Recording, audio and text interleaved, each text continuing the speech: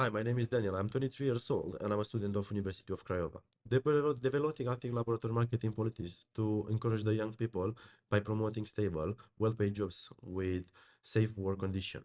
Implementing membership programs, internship and vocabulary training to help young people acquiring the skill needed for a quick, efficient integration with laboratory marketing.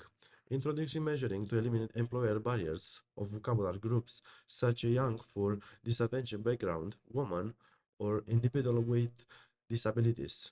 Ensure equal opportunities and work diversity. And the question is why you need to vote me to go to Brussels. I want a new experience. I want a new opportunity to change my life.